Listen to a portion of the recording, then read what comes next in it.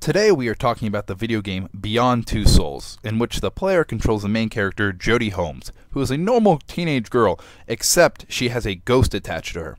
Whenever Jody finds herself in tough times, she goes to her ghost friend Aiden, who the player can also control.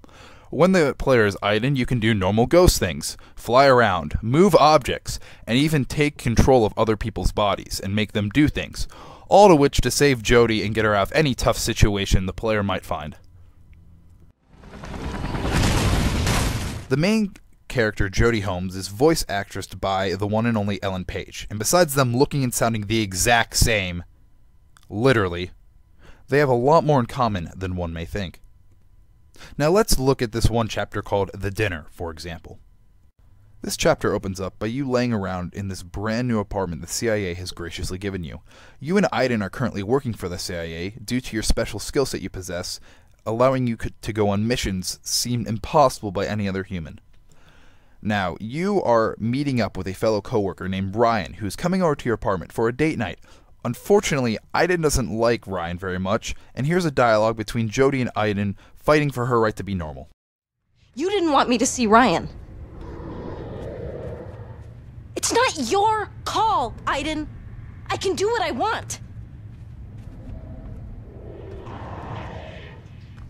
Fuck this. Fuck this! We're not gonna start this again! I'm not yours, Aiden! I can have a relationship with whoever I want. This is my life. Oh, do you fucking hear me? This is my life. As you can see, Jody is fighting for her right to live a normal life. However, Aiden feels that she has him, and that's all she'll ever need in her life, and that she's different and should accept it. He makes this apparent by writing this on a steamed up mirror in the bathroom when she's getting ready. It even says, "You don't need him, you have me." Throughout the entire process of getting ready, Aiden will do anything he can to slow you down, including moving furniture around. However, once Ryan finally arrives, the player gets full control of Aiden and can do whatever they want to make the date run as smoothly as possible or be an absolute and utter train wreck. Now, what does this have to do with Ellen Page? Well, 4 months after this game came out, at the Time to Thrive LGBT convention, she came out as being gay. Now let's look back at that previous chapter. Jody's trying to cover up who she really is and try to act normal, when Aiden's constantly there reminding her that she's not, and she's different and needs to accept who she is. This could be the same problems and struggles that Ellen's faced once she made it as a renowned Hollywood actress. She could be trying to fit these social norms that Hollywood was pressing down on her, when deep down inside she knew she couldn't do it and she had to accept who she really was. Let's look at one more chapter, the last one to be specific, Black Sun. In this, you and Ryan go on a suicide mission to close down a portal that's connecting the ghost world and the human world, and you die trying.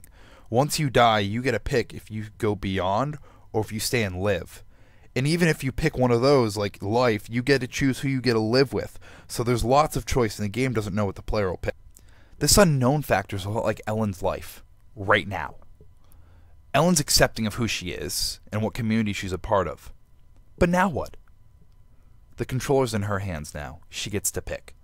Does she go find a lover, live off in the sunset, and enjoy her Hollywood career? Or does she stay and fight? Does she fight for those who don't have a voice? Is she going to be like Jody, who fought for all humanity, who made fun of her, who didn't understand her entire life, but yet she stayed and fought and saved their lives at the end? Will Ellen do that? Will she use her fame and fortune to fight for those who can't? Will she be the one that changes this community and makes the world better? The controller's in her hand. All she has to do is press a button.